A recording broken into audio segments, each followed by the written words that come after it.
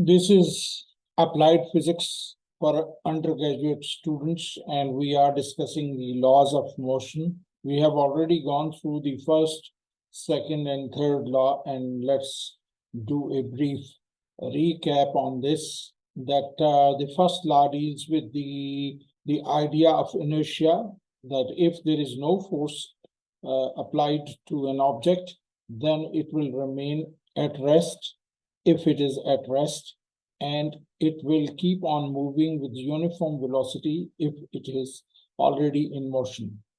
The presence of force makes the object to accelerate, and the second law states that this acceleration is directly proportional to the force, and it is inversely proportional to the mass of the object.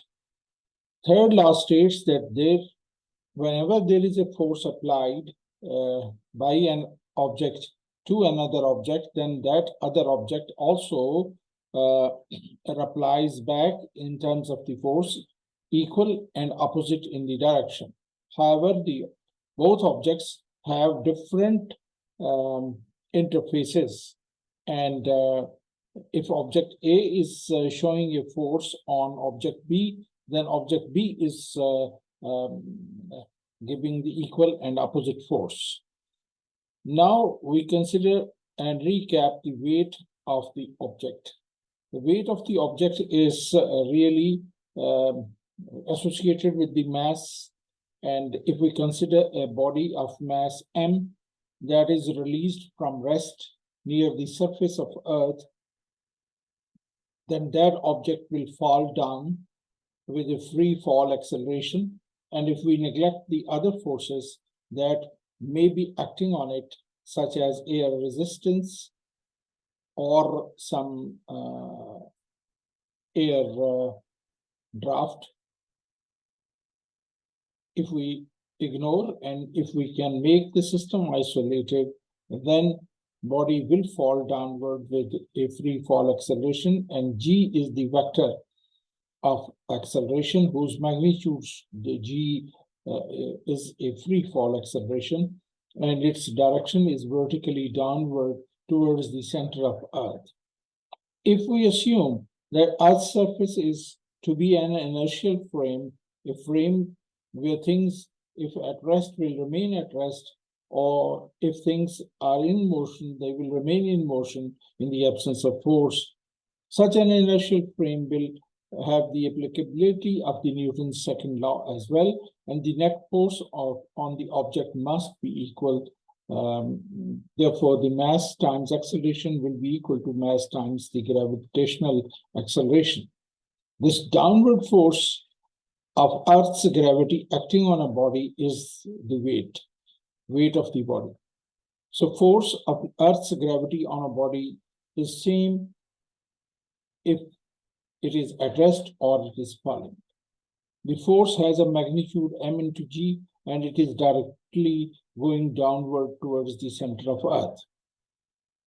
In terms of magnitude, the weight is W equal to m into g. The gravitational force is the force that Earth exerts on the object, and it is the weight. The magnitude of the weight is again mass times the gravitational acceleration. Remember that the mass of the body and the weight of the object are two different things. Weight is equal to the magnitude of the gravitational force exerted on the object, and the mass is the intrinsic property. Weight can change and weight can vary with the location. For example, weight on Earth's surface is 2 into 9.8 for 2 kg mass, and it is equal to 19.6 Newton weight. However, the weight on Moon is about 6 times lower than this, and it is approximately 3.3 newtons. The mass on Earth for the object is 2 kg, and the mass on Moon is also 2 kg. because weight is dependent on gravitational acceleration, it will vary with the location and heights. The weight will become less as the higher altitude is achieved. That is, if you go from sea level to hills, then the weight will become less. This can also be extended to other planets where the value of the G is different. G varies from planet to planet, so objects' weight will vary from planet to planet.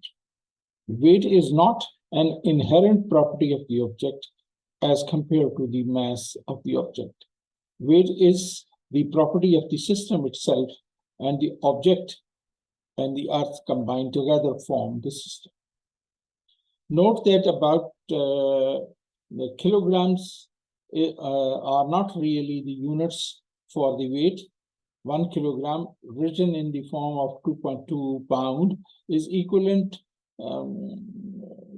when the gravitational force of Earth is considered. So it is only valid for the Earth's surface. The weightlessness is a very important concept in physics, and we would like to dwell on this for a few moments. Our perception or sensation of the weight involves the force with which the floor is pushing us upward. The floating state in water, we know very well that our weight seems to get reduced.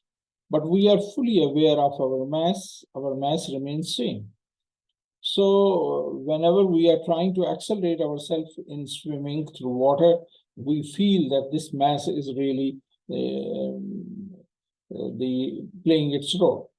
If we are standing in an elevator that is accelerating upward, the floor exerts a force on us which is greater than the pull of the gravity, so we feel like our weight has increased. When elevator accelerates downward, we feel as if the weight has become smaller. So true weightlessness can be achieved only in deep sea, where we're away from the stars and away from the planets and their gravitational pull. So in a spacecraft which is drifting with the engines off, the astronaut would be floating freely without the acceleration of gravity, and they will feel the weightlessness. Also, if the gravitational force is balanced by the other forces, then we will feel the weightlessness. So we need to study the weightlessness, and there are details available in the book and also in the available details on the internet. And please go through and study yourself how the weightlessness is achieved. The gravitational mass and inertial mass. In Newton's laws, the mass is the inertial mass, and measures of resistance to the change in the object's motion is due to this inertial mass. The gravity acts on a mass and produces acceleration. So gravitational force makes the mass to be determined under the influence of gravity and gravitational attraction between the object and the Earth. The experiments have shown that the gravitational mass determined from the force of gravity and acceleration due to the gravity creates same value as the inertial mass, and therefore they are counted similar or same. Let's do one problem that is supported in Halliday and Resnick's book.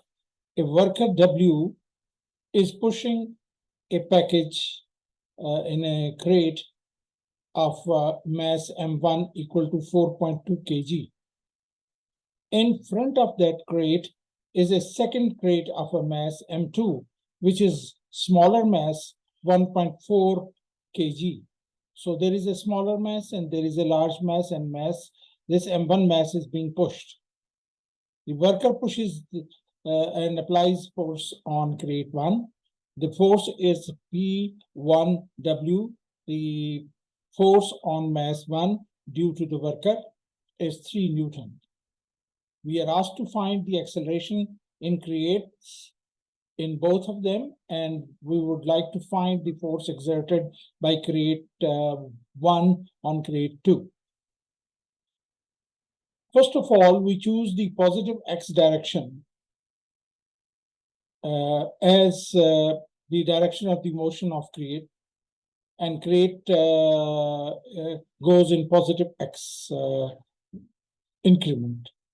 So the force and the acceleration components are to the right in the figure, and that the values are positive. The worker is pushing only crate 1, and force pushing on crate 2 is exerted by crate 1. So forces is first applied on this, the P1W, and then this crate is applying force on M2. According to Newton's third law, the crate 2 also exerts a force F1 2 equal to minus times F2 on 1. So with the force F1, 2 and F2, 1, we represent the magnitude of these forces, and the x component of the force is F1, 2, and that of the F2, 1. In boldface, it is F2, 1. The net force which is being applied on mass M1 is basically the force by the worker P1W minus F1, 2, the force on crate 1 due to the mass M2. So use the Newton's second law for crate 1, and for crate 1, the sum of all forces or the resultant forces is equal to M1 times acceleration 1. Then we can see that the balance is the difference of these two forces, the two forces, net resultant P1W minus F21 is M1 multiplied by A1, where A1 represents the x component of the acceleration for crate 1. The net force on crate 2 is actually exerted by crate 1. So sum of all forces of the resultant force is basically F2, 1, the force onto crate exerted by 1. Using the second law, again, we get the balance as F21 equal to M2 times A2. If two crates are staying in contact, then the first acceleration produced in the crate 1 is basically equal to the acceleration produced in crate 2. So we can call this as a common acceleration as A, and then adding these equations, we can obtain the balance like this. Remember that the force F1, 2 is equal to F2, 1, and therefore we solve the equation and we get acceleration A in the form of applied force P1W divided by M1 plus M2. From here, we can calculate the acceleration because we know the masses 4.2 and 1.4 kg, and the force which is applied is 3 Newton. Therefore, the acceleration is 0.54 meters per second. Therefore, the force exerted by crate 2 on crate 1 is mass M2 multiplied by the acceleration, and therefore we get this force equal to 0.76 newtons. We move further and try to solve another such problem, which is a two-dimensional problem, and let us try to determine the motion's various parameters using given conditions. There is a particle which is moving in XY plane.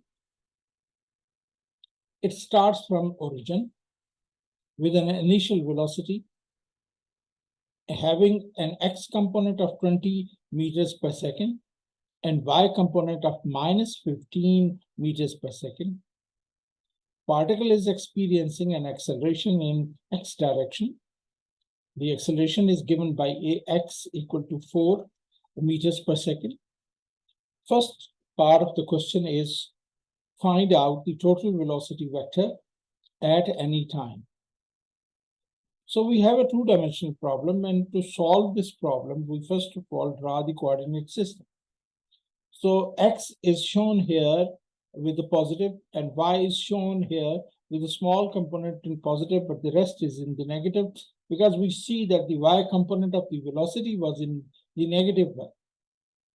So we have first taken, and we show with the black color the x component, and the red colored as a y as a vector which is moving.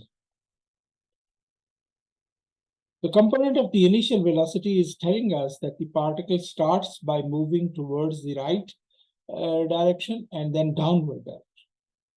So x component of the velocity starts at 20 meters per second and increases by 4 meters per second in every second, because this is the acceleration. Now, particle is only having x component of acceleration. It does not have any acceleration in the y direction. So we model it as a particle which is under the constant acceleration in x direction. And the particle is under a constant velocity in y direction. There is no acceleration component. Let us write mathematically. Vxi, the initial velocity along x-axis, is 20 meters per second.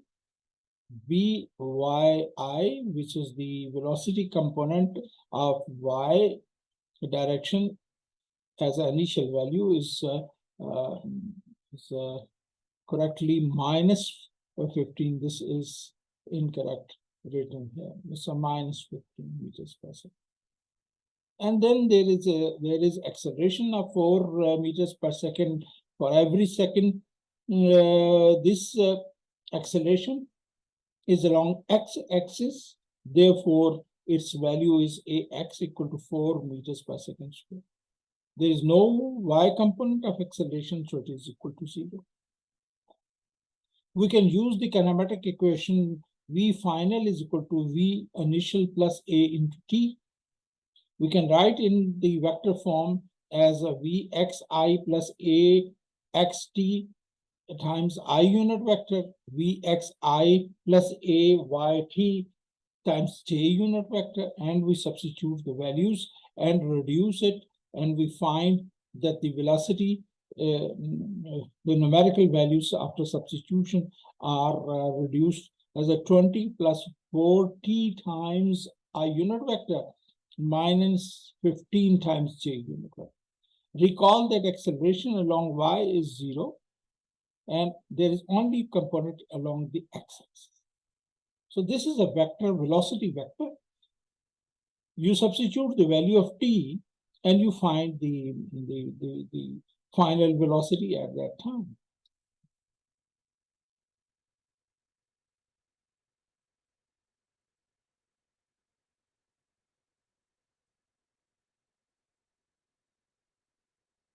Now calculate the velocity and the speed of the particle at t is equal to 5 seconds, and then angle of the velocity vector, which is being made with the x-axis.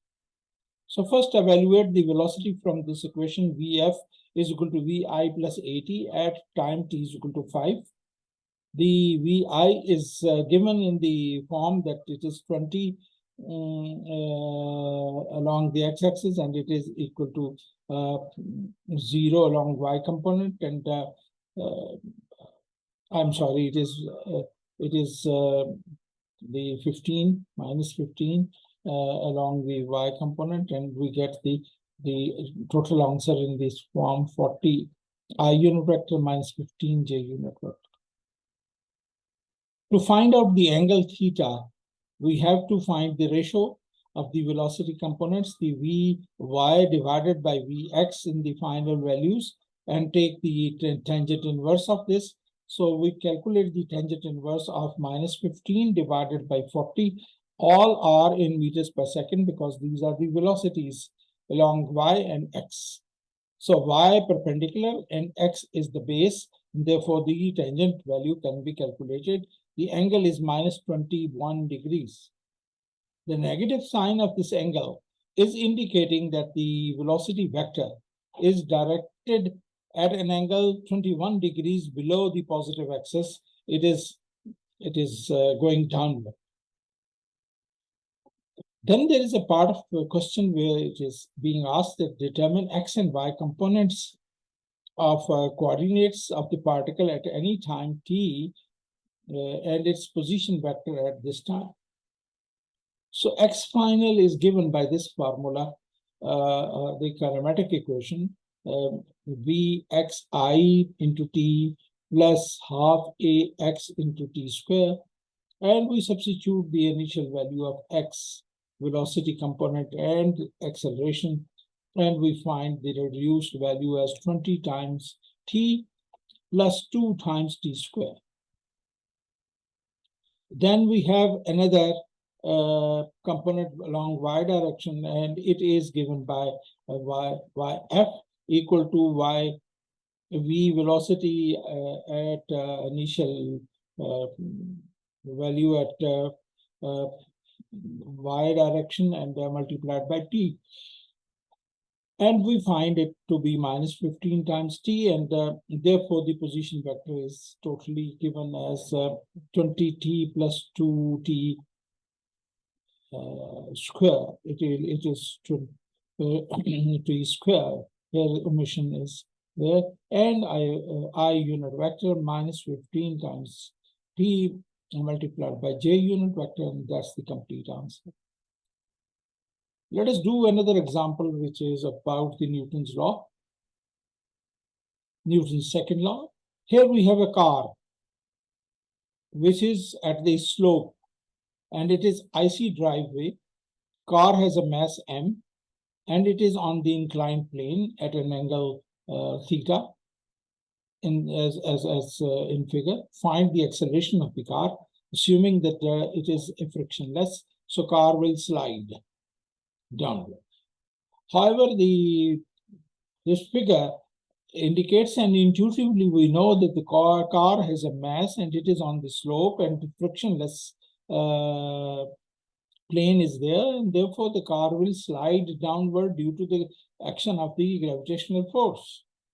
So figure shows a free body diagram in which the mass of the car is shown as a point, as a m mass, and its vector downward is the force of gravity given by m into g. Then its component, we try to find out this angle. By the way, the only force acting on the car is normal and exerted by the plane, and it is perpendicular to the plane, and gravitational force is acting. Now it is very nice thing to do that we choose coordinate system, one which is parallel to the inclined plane as x-axis, and one which is perpendicular to the inclined plane, that is y-axis.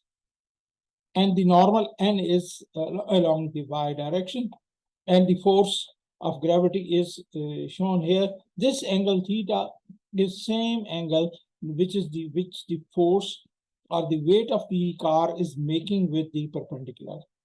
This angle is theta. So from this triangle, we can say safely that this component along the y direction is m into g into cos theta, and the parallel to x-axis is mg sine theta. We have used the definition of sine theta and cos theta to do this.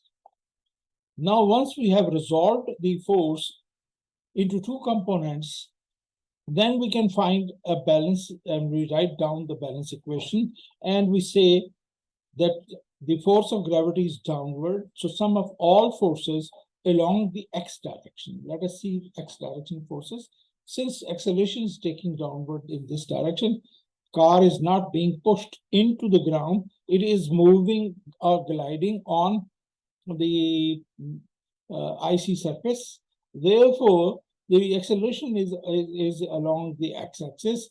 So we write first all the components along the x-axis, sum of all forces along x-axis. It is basically mg into sine theta. And according to the Newton's second law, it must be equal to mass times acceleration, because acceleration is along this direction. Then we try to find out the sum of all forces that are along y direction. So there is a one force mg cos theta going downward, and it is equal to 0 because there is no acceleration being produced. So from the first equation, we get mg sine theta equal to the acceleration times the mass. Here, mass must not be missed.